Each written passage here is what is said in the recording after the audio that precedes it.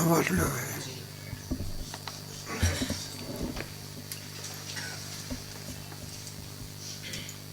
श्रोत्रं चक्षुस्पर्शांच रसनं घ्राणमेव च अधिष्ठाय मनुष्याय मिप्यानुपसेवते. तेव्हा परब्रह्म जीव स्वरूपाला कसं येतं, त्याचे व्यवहार कसे होत असतात. शरीर म्हटल्यानंतर त्याच्यामध्ये शब्द स्पर्श रूप रसगंध याला विषय करणारी इंद्रिय असतात. पंचेंद्रियाने असं म्हटलेलं आहे, त्यांचे जे विषय असतात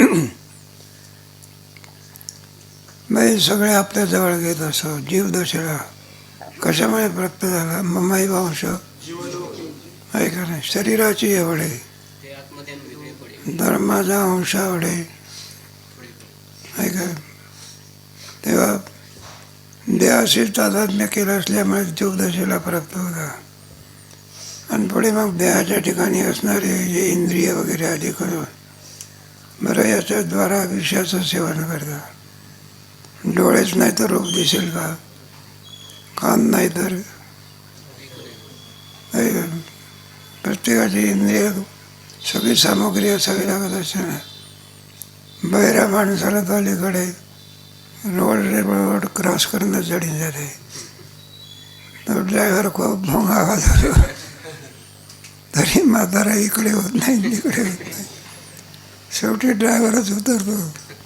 म्हटलं बाबा किती भोंगा वाजवला, आणि ते म्हणलं खुशाल बाजूला होत नाही. तो म्हणाला टोप टाकली तरी ऐकायला कोणतं इंद्रिय नाही असं आहे. सर्व इंद्रिय सांग इंद्रिय मनुष्य देहामध्ये सर्व इंद्रिय आहे. बाकीच्या अन्य देहामध्ये इंद्रिय आहेत पण ती पूर्ण नाही.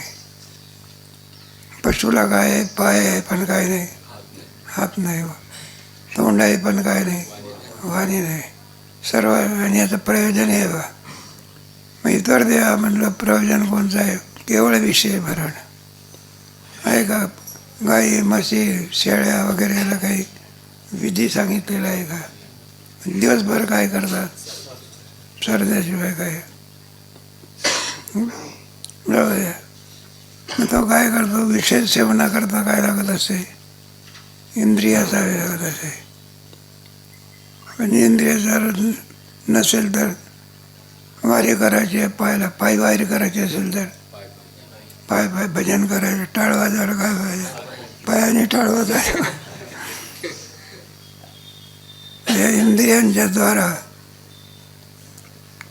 इंद्रिय कोणती पाच दिवस, श्रोत्रम चक्षु स्पर्शनम रसनम घ्राणमेव. हे पाच काय आहे मग, ज्ञानेंद्रिय. अधिष्ठाय मनुष्यायम, या सर्वांचा व्यवहार तुला अधिष्ठान कोणाचं आहे. सर्व इंद्रियांचा राजा कोण आहे, मन आहे. मनुष्यायम. आणि मग त्याच्याद्वारा विषयाचं काय करतो, सेवन करतो. आता हे सगळे लिंगदेह असून स्थूल सूक्ष्म आणि कारण तुमच्या पंचदशीमध्ये सांगितलेलं आहे. 3 षडाचे ज्वर सांगितलेले आहे. म्हणजे तिन्ही शरीर असतात ना. मग अंतकाळच्या वेळेला काय होत असते, सूक्ष्म शरीर निघून जात असतं आणि स्थूल शरीर हे काय होतं, इथं पडतं.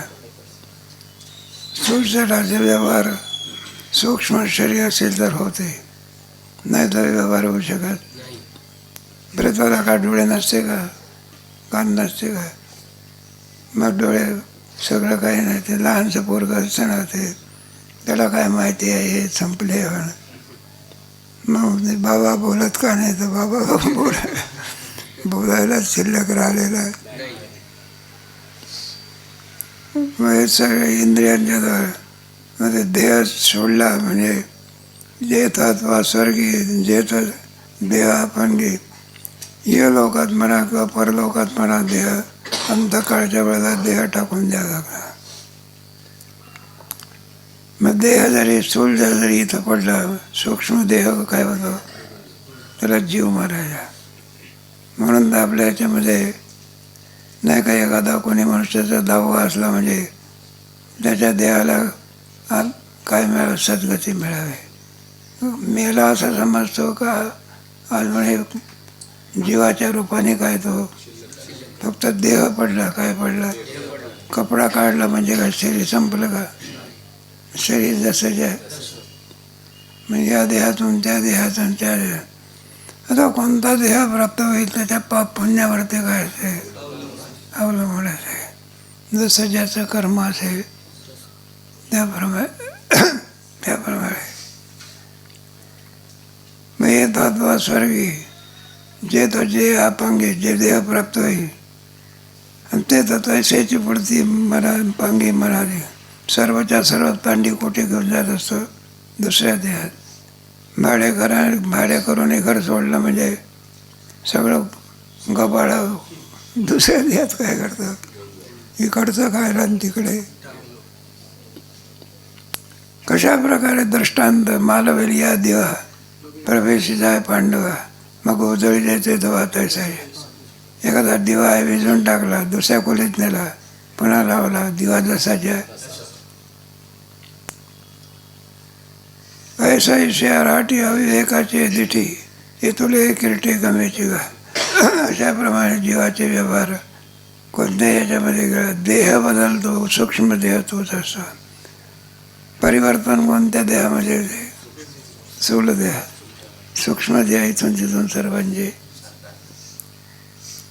आपल्यालाही भूक लागते, पशुलाही सुद्धा काय लागते.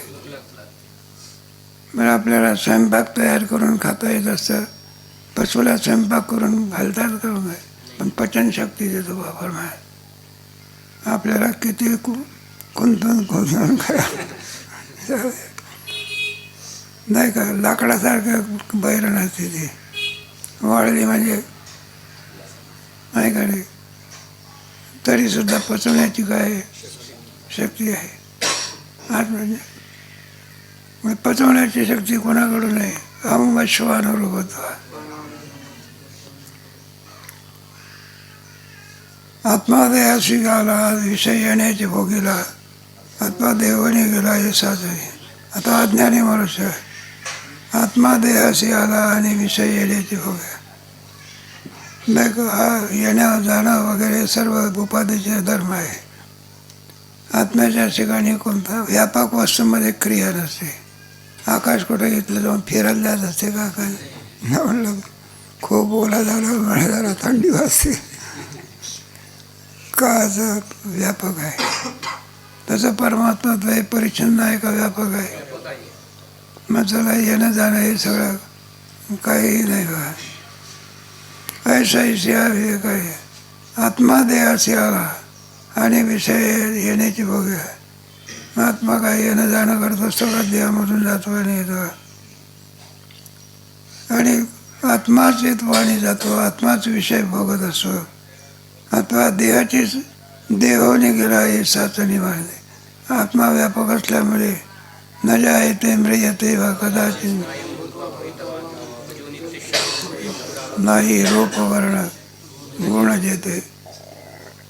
कोणतेही आत्मा निश्चय शब्द असून तिथं काय देह आहे का? आत्म्याला कुठं शरीर असते का? शरीराचे विभाग वगैरे सांगायचे झाल्यानंतर उपाधी घेऊन सांगावं. ईश्वराचं वर्णन वेगळं आणि आत्म्याचं वर्णन. पण लोक खरंच मागत असतात.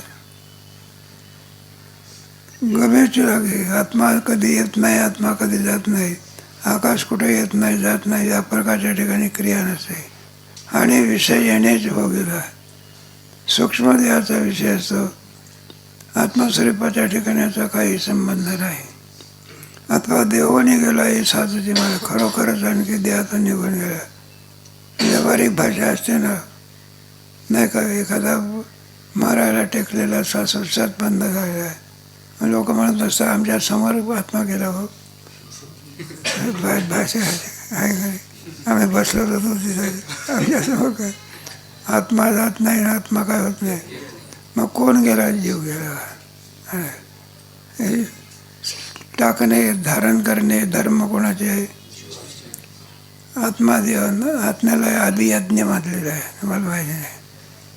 आणि जीवाला आधी दैव म्हटलेलं आहे. पण गीतेच्या 8व्या अध्यायामध्ये गोड विचार केला. किंतत ब्रह्म किंवा अधिभूतंज अधिदैवं आधी बरं का.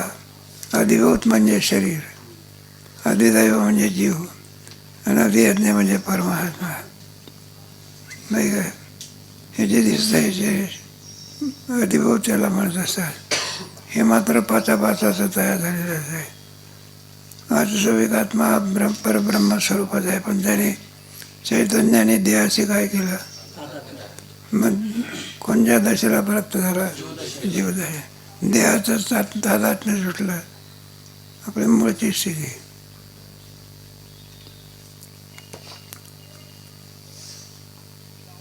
येणे आणि जाणे का करणे अनुभव करणे प्रकृतीचे त्याने मानले. हे सर्व जी क्रिया आहे कोणाची आहे, प्रकृती. आत्मस्वरूपाच्या ठिकाणी कोणती क्रिया नाही, व्यापकाला क्रिया नसे. ही सर्व क्रिया इंद्रियांच्या द्वारा होणारी रजोगुणाची क्रिया असते, तेव्हा हे स्थूल सूक्ष्म देहाची क्रिया असते. हे दोन्ही मानवाला केवळ स्थूलही सुद्धा क्रिया करू शकत नाही, हा सूक्ष्मही सुद्धा क्रिया करू शकत. उदाहरणार्थ आपण झोपी गेलो, मग स्थूल शरीर क्रिया करते का क्रिया करत नाही? ते सूक्ष्म आहे, ते अज्ञानात लीन झालेले आहे, म्हणून त्याच्याकडून सर्व क्रिया बन. डोळे असूनही पाहत नाही, कान असूनही ऐकत नाही, हातपाय असूनही. कारण सूक्ष्म शरीर हे आपल्या उपादान कारणामध्ये लीन झाले. पुन्हा जागा झाला की पुन्हा सर्व क्रिया जशाच्या. हे सर्व धर्म जे आहे हे प्रकृतीचे आहे, आत्मस्वरूपाच्या ठिकाणी कोणतेही धर्म नाही. आत्मा निर्धर्मक आहे, नाही रूप वर्ण गुण आहे. पण अज्ञानी पुरुष आपले समजून घेत असतो, म्हणून दुःखाला काय होतं नाही का.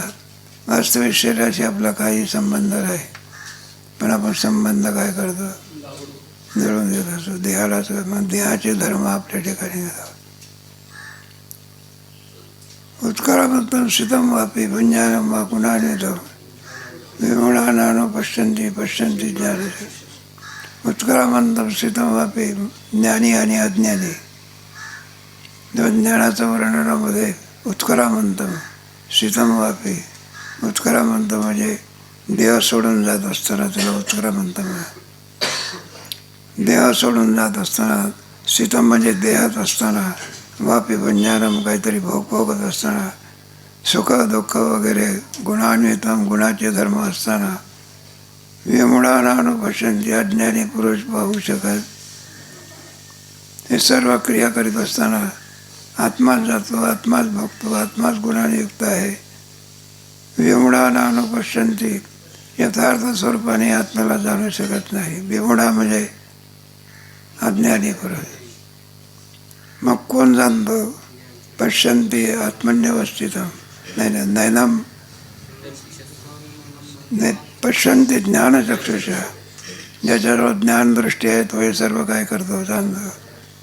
अज्ञानी कोणाला म्हणायचं चर्मदृष्टी आहे पण ज्ञानदृष्टी नाही. साधूच्या जवळ दोन्ही दृष्टी आहे, चर्मदृष्टी आहे आणि ज्ञान उगीच मिळत असते. गुरुकृपा असावी लागते. ज्ञानाग्नी सर्व कर्मांनी भस्मसात.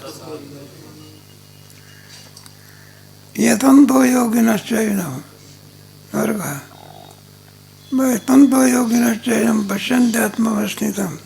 जो सुसंस्कृत योगी आहे, ज्याला आत्मज्ञान स्वरूपाची ओढ आहे, असा जो मनुष्य आहे, आत्मने अवस्थितम, आत्मस्वरूपाकार ज्याची वृत्ती झाली आहे, तो काय करतो, यतंतो अपि कृतात्मा नैनम. आत्मस्वरूपाला यथार्थत्वाने जातं. आणि अज्ञानी जो पुरुष आहे, यतंतापि म्हणजे क्रिया करीत असताना देखील नैनम अष्टमा प्रशांती चेतसा.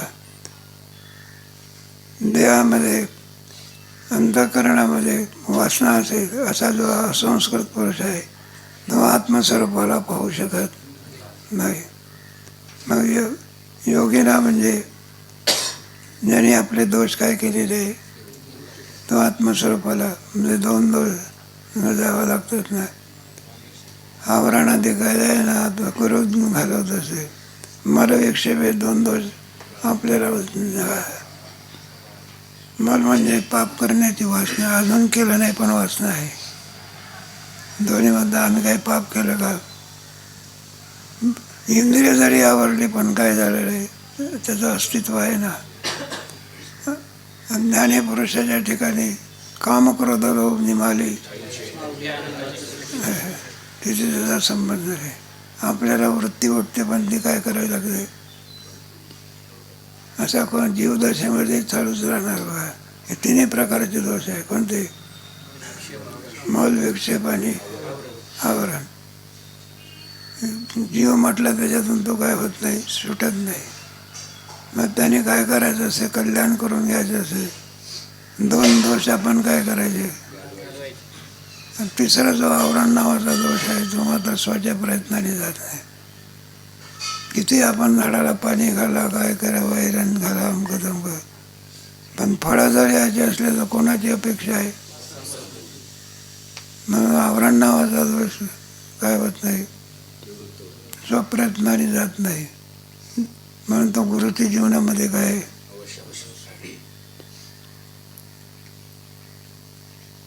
जैसे भक्तिहीनाचे जिने आणि जो स्वप्नी सुकृत संसार दुःखाची भावने वगैरे, त्याप्रमाणे जसे भक्तहीनाचे जिने जो सुकृत पुण्यने नाही का, देव असून देवाची भक्ती करत नाही त्याच्या जगण्याला काही, तसे गुरु हीनच जी नाही ज्याला काय नाही त्याच्या जीवन जीवनाला काही अर्थ नाही. म्हणून कोणा जावं लागतो आणि ते जीवन लक्षणात बसला पाहिजे. कशात कोणी आवरण निवृत्त करतो लक्षणात बसला पाहिजे. जाऊया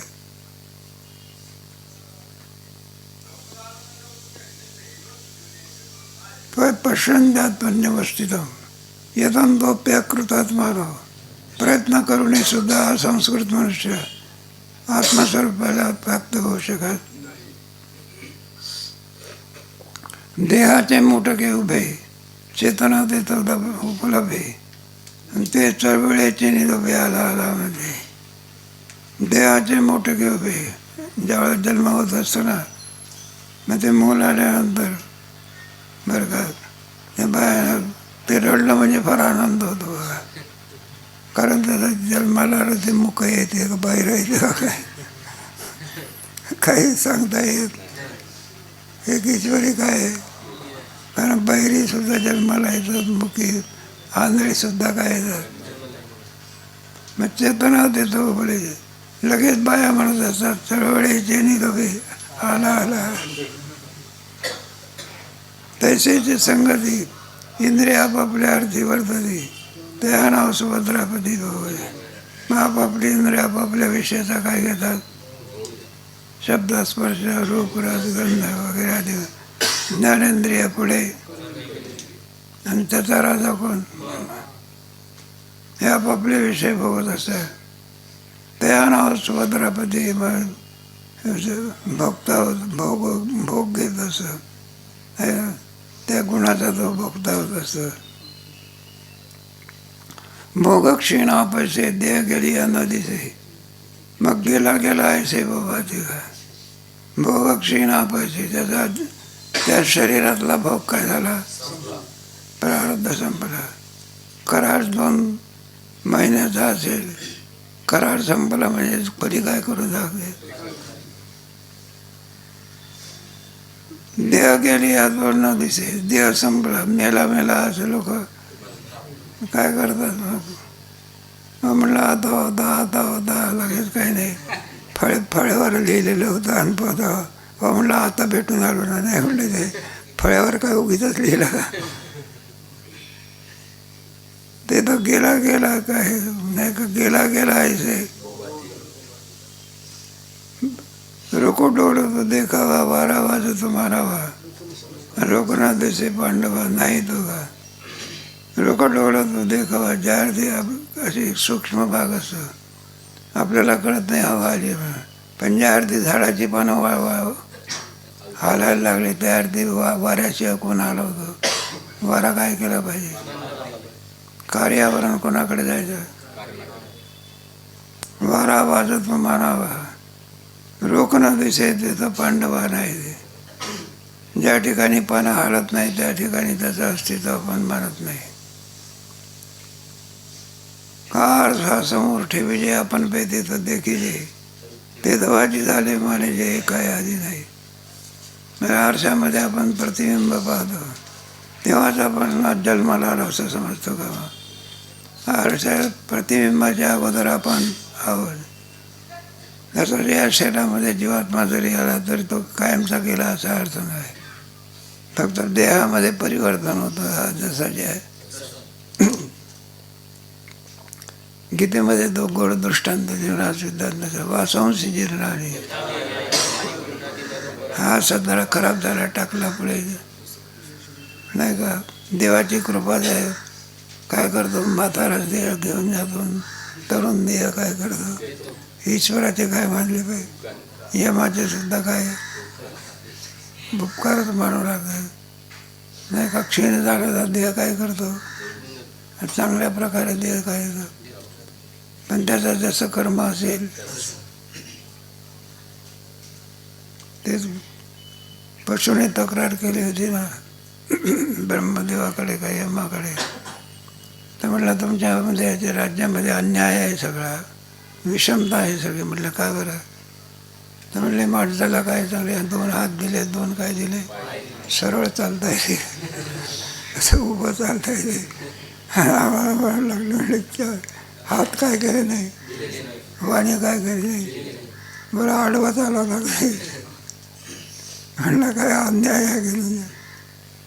मग ते भगवंताने सांगितलं म्हणले पाच सरळ देह दिला होता कोणता मनुष्य, मी आडवी चालू आम्हाला असं वाटलं की तुम्हाला आडवी चालण्याचा आनंद वाटतो. कोणता देह दिला?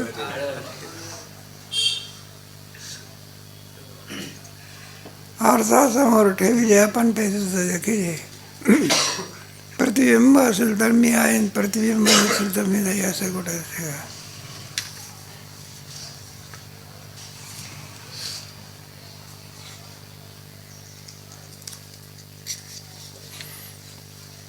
वापरता केली आरसा, लोप झाला त्या भाषा, आपण बे नाही असा निश्चय करावा.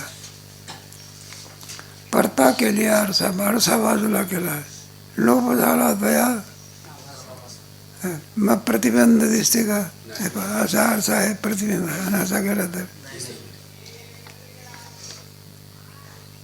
आपण बे नाही असा निश्चय करावा. आरशामध्ये आपलं प्रतिबिंब दिसलं नाही म्हणजे आपण नाही. तुम्ही ती गोष्ट ऐकलीच होती की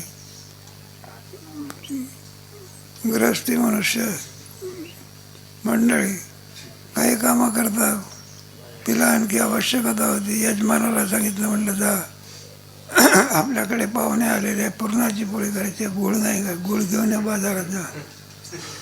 तर म्हटलं बाजार म्हणजे इथून तयारी, गुळ म्हणजे काय आहे तर काय म्हणलं मी गेलो ना हरवलो तर, म्हणलं नाही, म्हणलं हरवलो सर. मग त्याने त्याची समजूत घालवण्याकरता एक काळा गोरा आणला, त्याच्या पायाला काय केलं, म्हणलं हे पाय दोरा आहे ना, ज्या अर्थी दोरा आहे तर तुम्ही आहे की बरोबर, तुम्ही काही होत नाही, जात नाही. वेड्या माणसाची समजूत घालायला अडचणी आहे, मनात असलं ते समजतच जात नाही बघा. नाही तो वेड्या माणसाची समजूत घालता येते. मग तो गेला बाजारामध्ये गुळ आणण्याकरता. मध्यंतरी गारुड्याचा काय होता, तो खेळ पाहतो बरायला. शेवटी खेळ संपत आला आणि तो गारुडीचा होता, तो भीक मागायला लागला खेळाची. पण हातात कोण होता? तो साप का झाला. काय पळापळी धावाधावी. माणसाचा भाऊ कुठे जाईल तुम्हाला माहिती नाही का? पलता पडला काय पडला त्याच्या अंगावर काय काय हे असं तीच परंपरा चालू आहे ना. हे क्रिकेट दक्षिण भागामध्ये एक क्रिकेटर होता कोण, त्याला पाहण्याकरता दारावर एवढे लोक झाले माझ्याकडे, त्याचा सत्कार करायचा कोणाला पाहण्याकरता. त्याचा परिणाम असा तो यायचा तरी चंगराचंगली झाली काही 2-3 त्याच्यात नाही.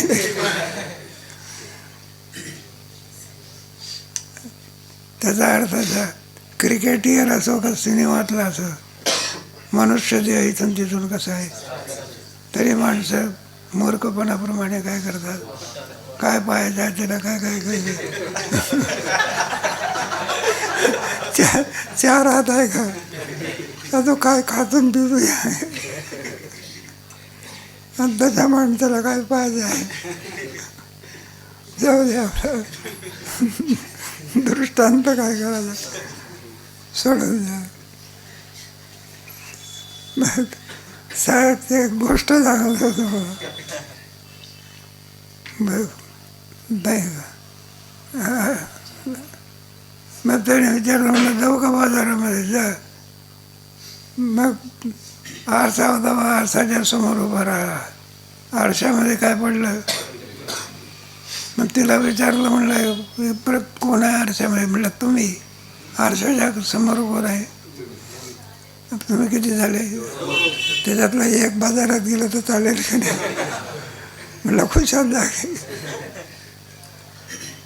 पुढची गोष्ट तुम्हाला माहिती आहे, वेळ जातो. आता आरशात प्रतिबिंब दिसलं, आरशामुळे तुमचं अस्तित्व आहे का, आरसा अस्तित्व आहे, तुमचं अस्तित्व जसं आहे त्याप्रमाणे दृष्टांत.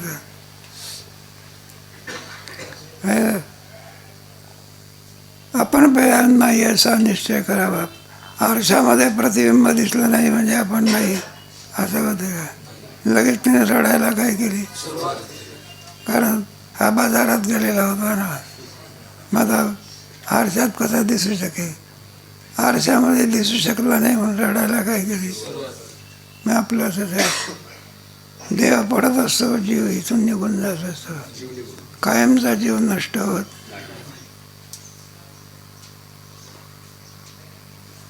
शब्द तरी आकाशाचा, परी कपाळे पिठे वेगाचा, चंद्र योगापराचा. मुळामध्ये शब्द हा गुण कुणाचा आहे, कपाळी पिठे मेघाचाच आहे असं म्हणतात. पण मेघाच्या द्वारा आपल्याला आवाज ऐकायला तो मळामध्ये शब्द नावाचा गुण मात्र. त्यापैकी एखादी पेटी असली, मृदंग असला, पोकळी असते त्याच्यात, नुसतं खोड असलं त्याला पुढं आवाज येत असतो. पण मेघाचा आहे असं समजतात. चंद्री वेग अभ्राचा हा रोजी चंद्री वेग वास्तविक अप्रमाणे ढग येत असतात जात असतात. चंद्र जसाच्या तसाच असतो. तैसे व्हायचे जायचे ते ते आत्मसत्य अविक्रे निष्ठंग दिगामो या आंधळीते. त्याप्रमाणे एक देह येतो दुसरा देह जात असतो. आत्माच आला आणि आत्माच गेला. आत्मा हा विक्रिय म्हणजे त्याच्या ठिकाणी कोणत्याही प्रकारे अस्थिजा येते, वर्धते, परिणमते. कोणताही विकार त्याच्या ठिकाणी नाही. अनिर्विकार अविकार योयम असं गीताकाराने दुसऱ्या अध्यायामध्ये म्हटलेलं आहे. निष्ठागती काम होय आंधळते. वेडे माणसं आणखी आत्माच येत असतो, आत्माच जातो. हा विकार देहाचा आहे, आत्मस्वरूपाच्या ठिकाणी याचा काही संबंध नाही.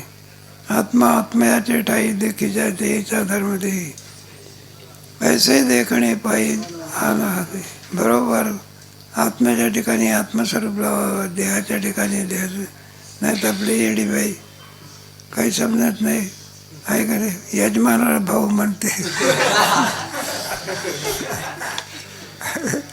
असं ज्ञान असावं लागतं ना. काय असावं लागतं विवेकाचे अव्यक्त पैसे विवेकाचे आणि पैसे जयाची स्मृती स्वरूपी पैसे ते ज्ञानीय देखते असे. ज्याच्याजवळ ज्ञान आहे ते बरोबर निवड करत असतात. आत्म्याला आत्मरूपाने पाहतात, देहाला कोणत्या रूपाने पाहतात. देहाचे धर्म आत्म्यावर नाही, आत्म्याचे धर्म देहावर नाही. ज्ञानी पुरुष असतात त्यांचे तारांगणी भरले गगन सन्मुद्रे बिंबले परी ते तुटवणे नाही पडले असे. आकाशामध्ये सगळी तारांगण आहे, सगळं आकाश पौर्णिमेच्या आकाशामध्ये सगळे तारांगण दिसते. गगन समुद्री बिंबले ते सर्वच्या सर्व आणि ताऱ्यासह आकाश त्याचं प्रतिबिंब कुठे पडलं? समुद्रामध्ये. वास्तविक तारे वगैरे चंद्रमा कुठं आहे? आकाशामध्ये. आणि खाली पाडत कुठं दिसते? मग तुटून पडलं का ते? दिसण्यापुरतं आहे का असण्यापुरतं आहे?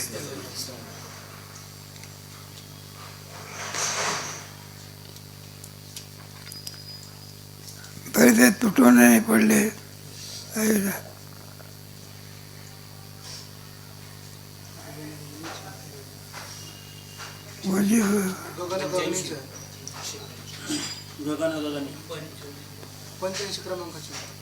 दोनशे 385 बरोबर. गगनाची आहे, आभासी तेव्हा आहे. तैसा आत्मा देखते देव. त्याप्रमाणे शरीरामध्ये असूनही सुद्धा आत्माबरोबर आत्मस्वरूपाला त्याला ज्ञानदृष्टी असावी लागत आहे. तैसा आत्मा देखते देह घेऊ. जरी आत्मस्वरूपाच्या ठिकाणी देहाचा संबंध आला तरी देहाच्या संबंधाचा काही एक परिणाम आकाश चैतन्याच्या ठिकाणी नाही. खळाळाच्या लगबगी पिळवणी कळियाच्या भागी देखील चंद्रिका का उभी चंद्र. आकाशामध्ये आणि चंद्रमा असं त्याचं प्रतिबिंब कुठं पडतं? पाण्यामध्ये. आणि मोठ्या समुद्रासारखा लागतं. तुम्ही जगन्नाथपुरीला जा की काय लाटावर लाटायचा खळखळ खळखळाचा आवाज होतो. असं ज्ञानेश्वर महाराजांनी गेले असले पाहिजे. मग ते लाटावर चंद्र कसा जातो वर आणि पुन्हा कसा येतो? आकाशातला चंद्र का प्रतिबिंब ते असं जातं नसे. ते हलण्याची आणि जाण्याची क्रिया कोणाची आहे? आहे का? आकाशातला चंद्र जसाचे आहे तसा. सगळे वर येणे जाणे सगळे उपाधीचे धर्म आहे.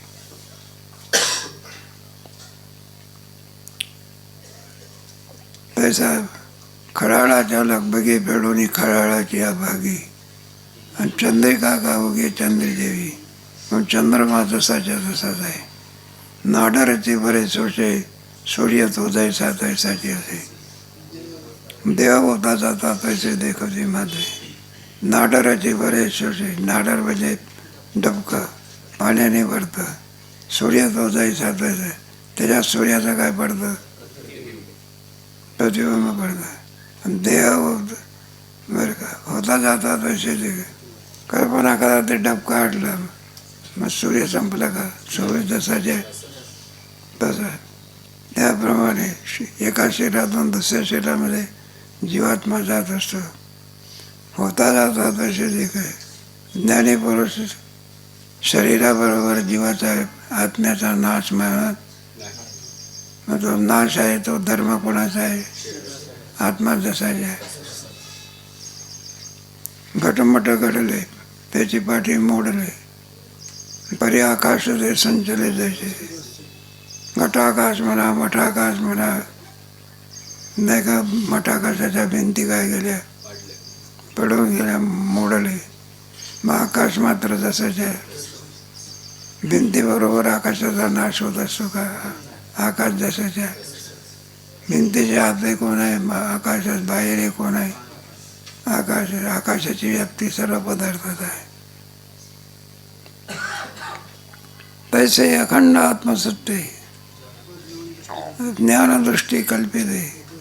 देहाची होता जाता अखंड आत्मसत्य आत्मस्वरूपाच्या खंडित म्हणतो ना आपण. कधी असणे आणि कधी नसणे याला खंडितपणा म्हणतात. नाही का, खंडितपणाचा विभाग दाखवला. आपली भक्ती कशी असते, खंडित असते की नाही. संकट आला तर भक्ती, पुन्हा संकट संपलं की मग तशी भक्ताची भक्ती असते खंडित. प्रेमचा आलेला प्रभाव अखंड खंडे ना जीवन. आपल्या काय काय चंद्रभागा, इंद्रायणी वगैरे नद्या आहे, खंडित नद्या आहे. काय वरून पाणी सोडलं म्हणून वाहून राहिलं आहे. आणि गंगा यमुना वगैरे आदी नद्या आहे त्या कशा आहे, अखंडित आहे. याही वेळेला गंगा नदीला काय तो पूरित असतो, अखंड धारा. म्हणून जो नाही का अर्थभक्त असतो ना, त्याची भक्ती खंडित असते. तर भक्ती करतो कशा करता, दुःख आलाय म्हणून काय करतो, पुन्हा दुःख संपले, तुमचा आमचा काही संबंध नाही, अशी भक्ती असते. ज्ञानी आत्मा युवा मे माझा. ज्ञानी पुरुषाच्या भक्तीला कुठं खंड असतो का. म्हणून एवढंच नाही तर तुका म्हणे गर्भवासी. पुन्हा या देहात जरी देह संपला तरी दुसऱ्या देहामध्ये काय करा, भक्तीचा कोणते म्हणून ते एका युगाचे भक्त असतात का 4 युगाचे, 100 युगाचा भक्त उभा ना, त्याची पाठीमागे उभी जाते. एका जन्माचे भक्त आहेत का अनेक जन्माचे.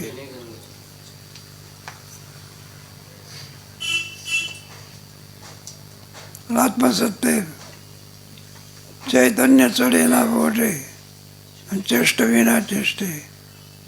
आकाश वर जात नाही, खाली येत नाही, कमी होत नाही, अधिक होत नाही, कोणत्याही प्रकारे क्रिया त्याच्या ठिकाणी नसते. ऐसे आत्मज्ञाने चौकटे जाणत तिथे. त्याप्रमाणे आत्माला बरोबर आत्मस्वरूपानेच जाणलं जाणं. म्हणतं वेदांत शास्त्रामध्ये आहे ना, दर्शनकार लोकांनी याचा विचार केला, पण एका एका अंगाने जाणला. दर्शन नाही आहे काय ना, नाही आहे काही आत्मा कसा मानला, व्यापक मानला आत्मा, पण सद्रूप मानला, चिद्रूप नाही कळाला. आनंद रूप काय झाला नाही. कुठं आहे आनंद, विषयात मानला कोणी नाही आहे, जड स्वरूप मानला. आत्मा मानला नाही का पूर्णत्वाने मानला नाही. एक लोक योगी लोकांनी आत्मा मानला, पण योगी लोकांना आत्मा ब्रह्मरूप नाही कळाला. तो कोणाला कळाला बघ. वेदांत शास्त्र एक एक एक एक उदाहरण. वेदांत शास्त्र आत्म गोष्ट ऐकलेली आहे, एक एक एक अंगाने कळतो. आंधळे माणसं 4-5 एका ठिकाणी बसले, कोणते डोळस का आंधळे. तितक्याच झाला हत्ती असा येऊन राहिलेला होता, आणि तो हत्ती उभा राहिला. मग आंधळ्याला सुद्धा इच्छा आलेली. म्हणलं आपण सुद्धा हत्तीला काय केलं पाहिजे.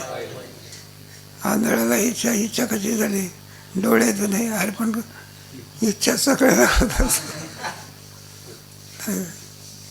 डायबिटीस झालेला आहे, त्याला सुद्धा जिलबी खाण्याची पाहिजे, खात नाही, पण इच्छा आवरून धरतो.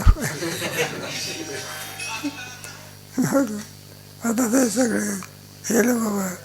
मग ती आंधळ्या हत्तीजवळ गेले. एक आंधळा पायाजवळ बसला, एक आंधळा शेपटीजवळ बसला, एक आंधळा त्याच्या कानाजवळ बसला, एक सोंडेजवळ बसला. आणि प्रत्येकाने निश्चय केला आत्मा हत्ती कसा आहे, सुपासारखा. हत्ती कसा आहे, दोरासारखा, खांबासारखा. कारण म्हणलं पाहिलं का, प्रत्येकजण ते विचार करायला लागले. म्हणलं वा हत्ती पाहिला. म्हणलं हत्ती कसा आहे, आपापला निर्णय सांगाय.